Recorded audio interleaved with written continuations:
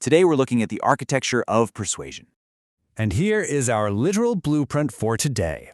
We'll be looking at grabbing the audience's attention, establishing a pressing need, satisfying with a solution, visualizing the future outcomes, and finally, the call to action. Let's see how this arc actually works in practice. So, step 1. Any successful attempt at persuasion absolutely has to start right here, grabbing the audience's attention. What if your water ran out tomorrow?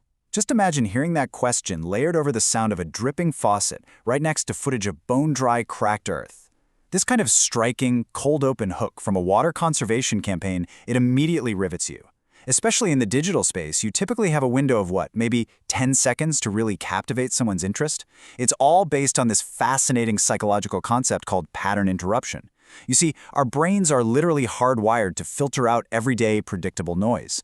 But a hook like this, it forces the brain to just slam on the brakes, stop scrolling, and actually pay attention because it's signaling a direct existential threat. You can use a jarring image, a completely surprising fact, or a provocative question. The whole goal is just to make the audience freeze and genuinely want to keep watching. Okay, before we go any further, let's officially define the framework we're exploring here. It's called Monroe's Motivated Sequence, developed by Alan H. Monroe. And honestly, what's kind of funny about this is that Monroe was just a college professor at Purdue University back in the 1930s. He was literally just trying to help his students give better, more persuasive speeches. But in doing so, he inadvertently created the exact same structural blueprint that multi-million-dollar modern ad campaigns, UX designers, social issue documentaries, and even late-night infomercials use today.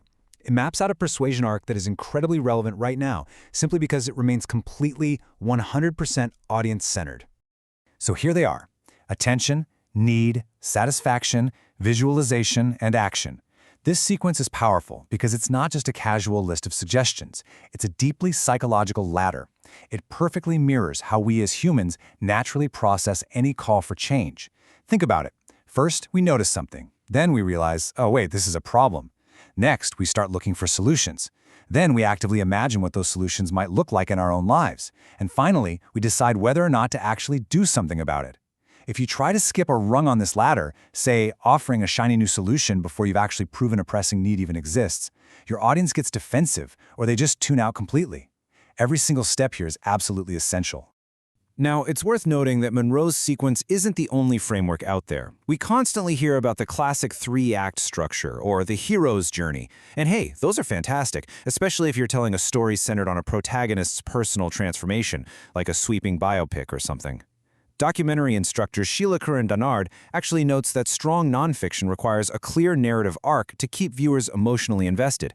But while a lot of documentaries build emotional arguments through those standard acts, Monroe's sequence is uniquely engineered for something else entirely, building logical momentum toward a specific, tangible action.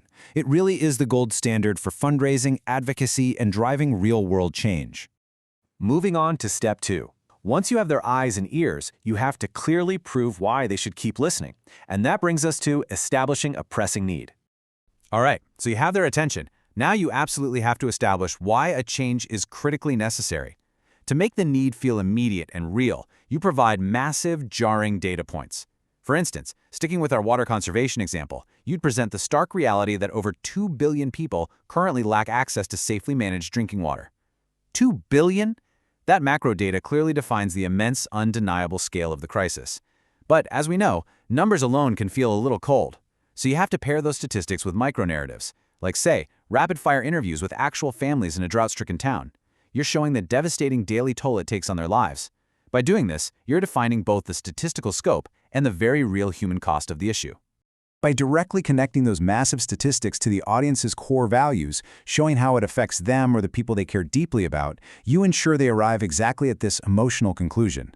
Wow, something needs to be done about this. Psychologically speaking, you are deliberately creating cognitive dissonance.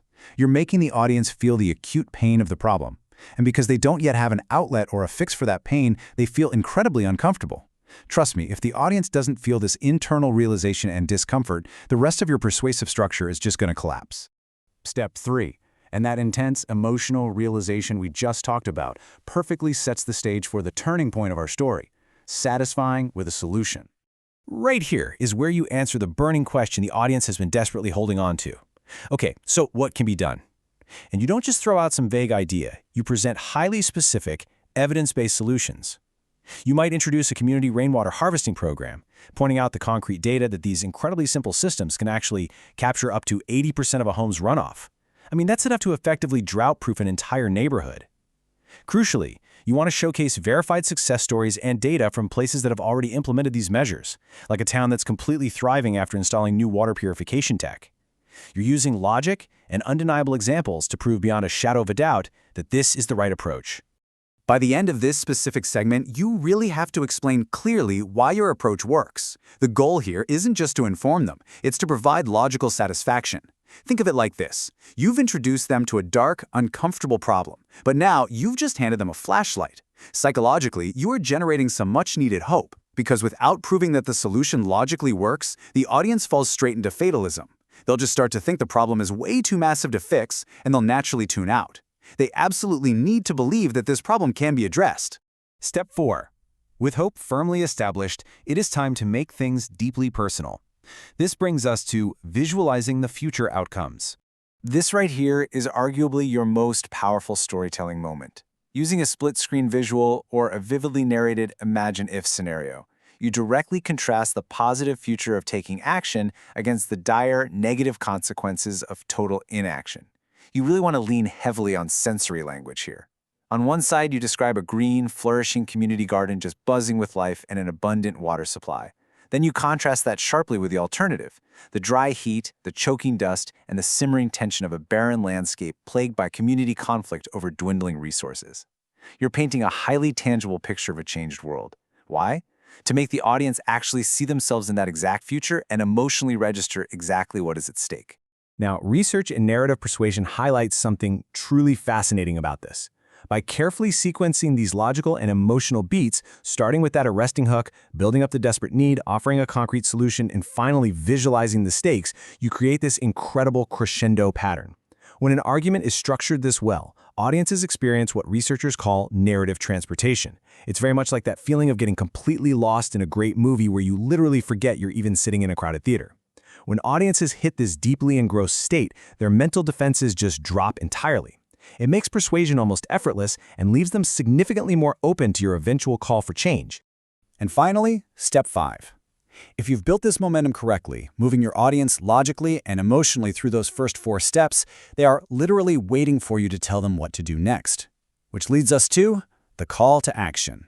You conclude by telling them exactly what concrete, totally doable action to take right now. It has to be highly specific, not some generic, hey, let's help the environment, but a direct, clear command like, join our Water Savers Challenge by installing a rain barrel at home. Visit savewaternow.org. This step must be incredibly frictionless. If the action is too difficult, if it involves too many clicks, or if it's even slightly confusing, all that hard-earned psychological momentum you just built, it instantly dies. It needs to be as simple as tapping a link, signing a petition, or installing a simple barrel. You've inspired them, now you are simply directing their energy. So we've explored the architecture, we've seen exactly how Monroe's motivated sequence provides a masterful blueprint to guide an audience step by step from passivity to meaningful action.